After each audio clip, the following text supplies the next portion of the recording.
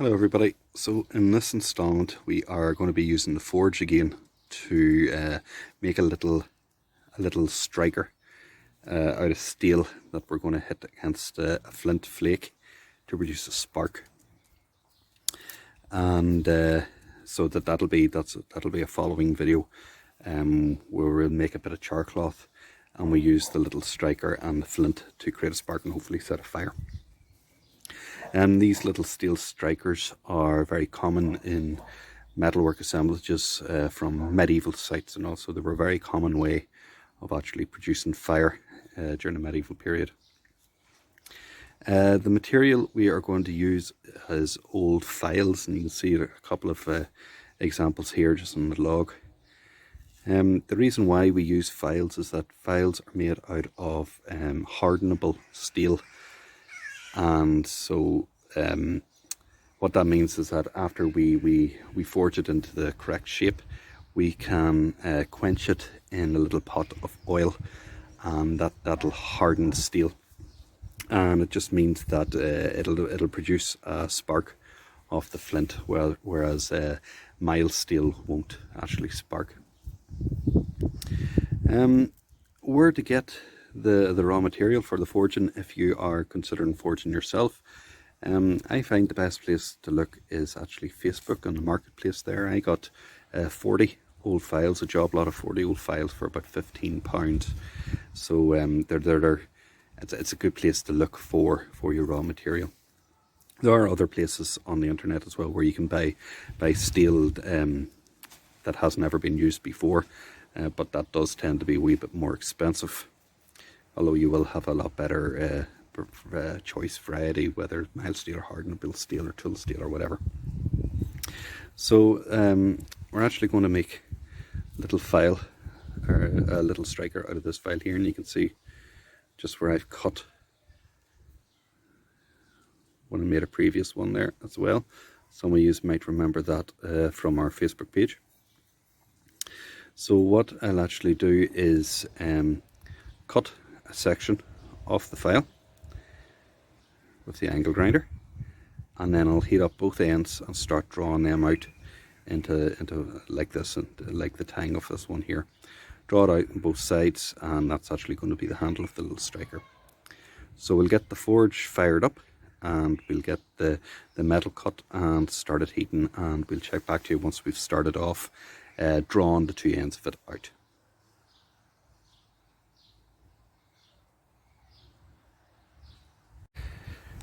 So that's us starting to draw out the other side. So what we've done is we have took the angle grinder to it, and we've cut off a section that probably lasts 3 inches or so on the end with the tang of the file. So we're just going to use that as one of the wee handles for the striker. And you see where I've started to draw out the other end. One little flaw with this little forge that I've got, it's very difficult to control the temperature. So if you take your eye off the ball, it's very, very easy to burn your metal. And you can actually see this little piece here has, now that's red hot metal there, but this little piece here is sheared off as I've been drawing out the second little handle of the striker. So it's just something to bear in mind. Just keep an eye when it's in the forge. So that's the two ends of the two handles of the little striker, kind of drawn out to around about the same length. So this is the original one, the tang of the file, and this is the one I've just after drawn out. And what I'm trying to do, I'm trying to be a wee bit arty with it, if it's possible at all, and just using, when it's red hot, using the pliers and the tongs just to put a little twist into the two handles before bending back. So what will happen is there'll be a twist in this one, a twist in this end as well, and then these will bend back, and this will be the working edge of the striker along there. You know, and I have to say the charcoal that we made is actually working very well. Just a pity we didn't get more of it, but sure. Well, there it is. That's it done now. Look, it's not pretty, but it'll work. That's the main thing. The little twists in the handles didn't really work out. I wasn't confident enough maybe to put more in, so only giving 1.5 turns each. But when I bent over the little handles, then that kind of undid the twists. So I'll know that for the next time. If I want to make these things pretty, you know, it's a striker. I'm not sure. Some of the ones you get in archaeological record are actually quite pretty, and quite a lot of work has gone into them. So it's a case now, because this was hard steel to begin with, I've heated it a number of times to forge it into this little shape here. That's taken the hardness away from it, and that means that it won't strike against the flint. So what we have to do is we have to re-harden the steel. And we do this by, you can see I've got a little empty bean tin, and that's full of oil, just ordinary vegetable oil. So what I'll do is heat this back up till it's completely glowing red again, and then douse it quickly into that oil. And that change in the temperature will harden the steel and will make it strike against the flint. So we'll do that, and we'll heat it up, and hopefully I'll be able to film me hardening it. It's a bit difficult with one hand, but sure, we'll give it a go. Let's see, hope you can hear me over this, but it's buried there in the embers. It's starting to come up on the temperature now.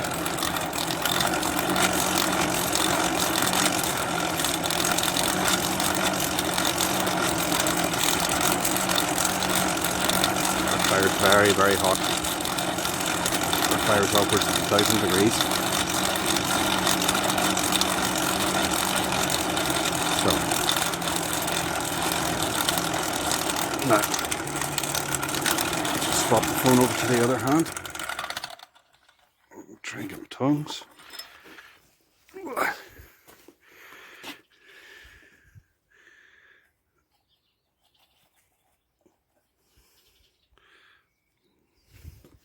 Then over to the oil.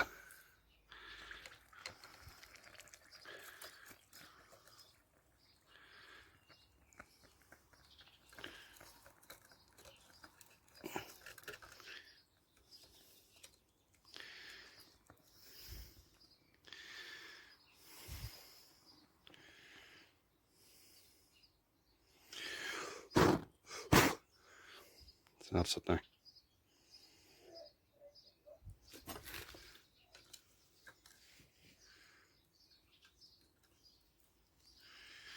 Now,